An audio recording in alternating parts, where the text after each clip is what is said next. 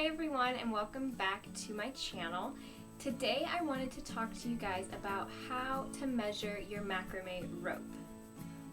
One of the biggest questions I get asked by macrame beginners is, how do you know how much macrame rope you need for your projects? This can be pretty confusing when you're starting out because there's no easy method to this. There's no perfect formula, there's no magical equation to figure this out. It's a lot of trial and error. So this can be really frustrating when you're first starting out because you don't have that experience to just kind of know what you need.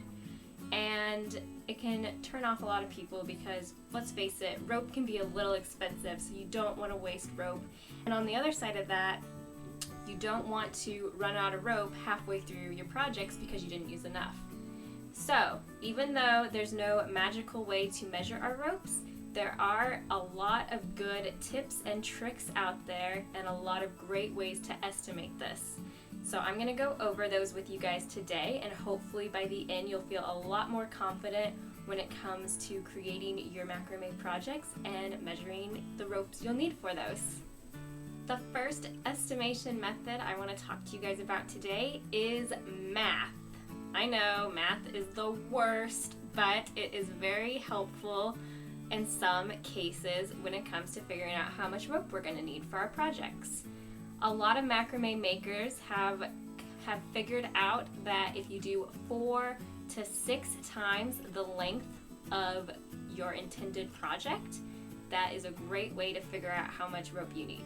So, for example, let's say you're making a project with fairly loose netting, and when I say that, I mean kind of those mesh designs where you have a lot of spaces between your knots.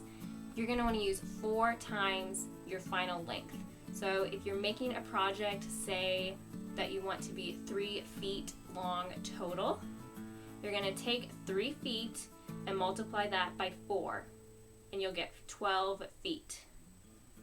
However, if you're going to be doubling up the ropes, as in doing a lark's head knot, which when you do a wall hanging and plant hangers, then you are going to be doubling up that rope. That means we need to take our final number that we got, which was 12 feet, and double it. So we'll have 24 feet. That's how much rope you would need for a project that's 3 feet long.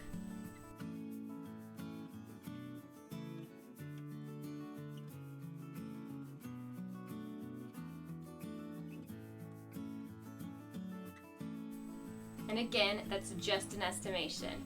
Now, if you're making really big pieces where your knots are really close together, you're going to want to use a little bigger number than the 4, so you would do 6 times your final length. So again, say you want it 3 feet long and your knots are going to be really close together, multiply 3 feet by 6 and then double it. I know that sounded really confusing, so I do have an example for you guys. This little keychain that I made is measured at about half a foot long. Okay, so that's about 6.5 inches. And so when I calculated how much rope I was going to need, I took half a foot and multiplied that by 4. I got about 2 feet in that calculation. I doubled that then and got 4.3 feet. And so I just rounded that up to 4.5 feet. That's how long this little guy is, okay? So I knew how long I wanted it in general. I sketched out my design too, so I knew it wasn't going to be crazy detailed. And I just multiplied it by 4, and then I doubled it, and that's how I got the measurement, and it was fairly accurate. I did round up a little bit because I wanted to be safe, and I knew I also wanted a little bit of a long tail here. Okay, so it's confusing, but it is doable.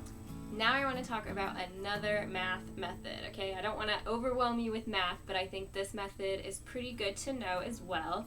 And it has to do with, again, doubling your length because of a lark's head knot, and then taking how many knots are in your work and figuring out how much rope that's going to be. So I would love to take credit for this method, but I can't. I found this online.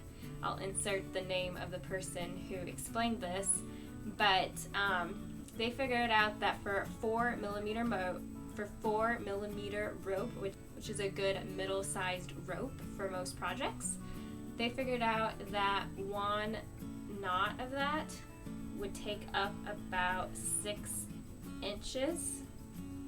And so when you multiply that by 10, you get about a foot. So 60 inches, 1 foot for 10 knots. So when you do this equation, I guess, what you would do is double the length you want and then calculate your number of knots and add that calculation to your doubled length.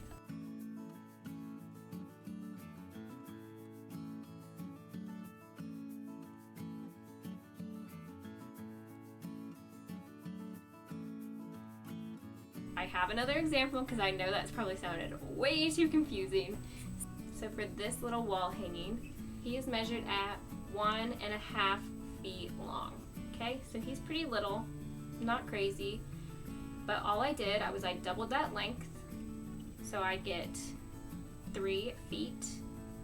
1.5 times 2 is 3, and then I went and I knew how many knots I wanted in this project. Okay, this was one that I had sketched out, and counting it out,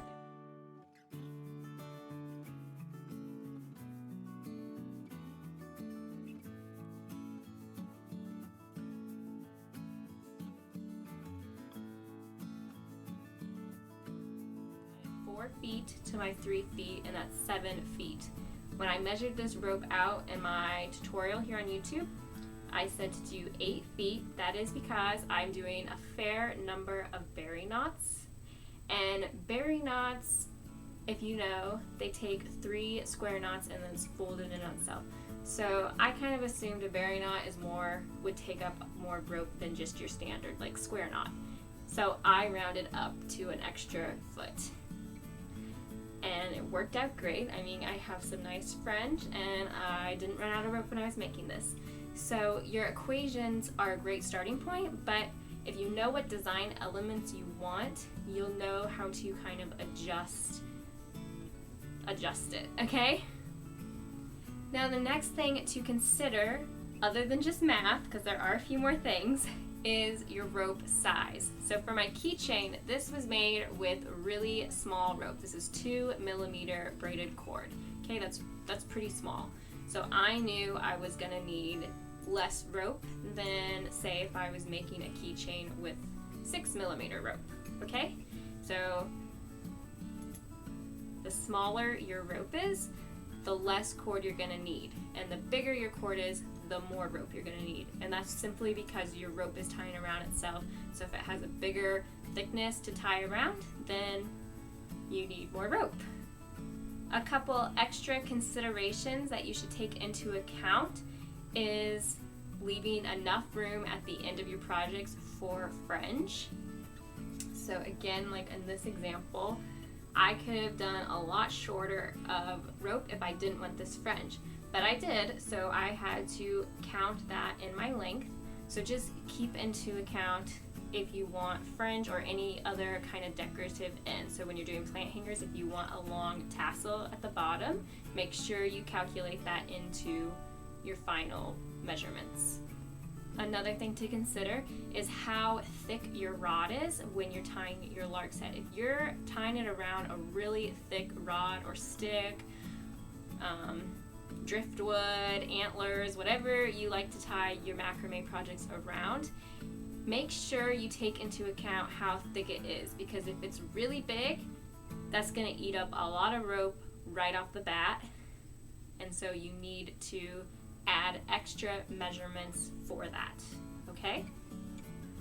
My last tips for knowing how much rope you're going to need is, 1, look at patterns that have already been made, that people have wrote out the exact measurements and how long the final project was. That will really give you an idea. So if you see something like, let's say this, and you see how much rope I used, and you see what kind of knots, what kind of rope it was, how long total it looks, that will give you a good idea if you want to make something kind of similar or with similar knots. There's a lot of tutorials on YouTube. There's tutorials on, like, you can search, probably just Google macrame patterns, and people probably have posted a lot. I know there's tons that you can see on Pinterest. So just kind of look at that, and that will give you a great idea when you're first starting out. I also recommend to write down the total lengths of your project and how much rope you needed for those specific things, and keep it in some kind of log for future reference. That way you'll always know exactly how much rope you had, if you had enough, if you had way too much. It will be a great reference for you to go back and look at. And then finally, if you do run out of rope when making your project, it sucks. We all know it sucks. I'm sure it's happened to everyone at least once.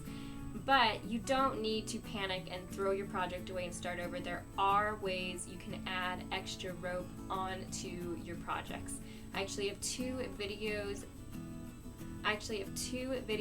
on my channel that go over how you can add rope if you run out when making square knots or double half hitch knots. So I do recommend checking those out if you ever find yourself in the dreaded situation of running out of rope, okay? So don't panic. And on the other hand of that, if you use way too much rope on your project, don't throw your scraps away. You can use your scraps in other projects, okay? You can weave them in, you can make cool frayed fringe, you can keep longer scraps that you have to just practice your knots with. There are so many things you can do with your scraps. So if you do use too much, don't get upset, don't feel like you just wasted money, save them, and you will figure out a way that you can incorporate those into other projects, I promise. In fact, I always go to secondhand stores and I find people who didn't use all the rope on a roll, and so I like to scoop those up and I use them to incorporate into other projects. My rainbow plant hanger, that was made entirely of scraps found at a secondhand store. So you can save your scraps or your half rolls of rope if you bought too big of a bundle or whatever, okay? Don't panic, don't feel like you wasted money, it will be okay, okay? I promise. And lastly, I just want to say that practice does make it easier. There is no perfect way to measure your rope when you're first starting out. The equations are a great starting point, they're great help, but it's not perfect.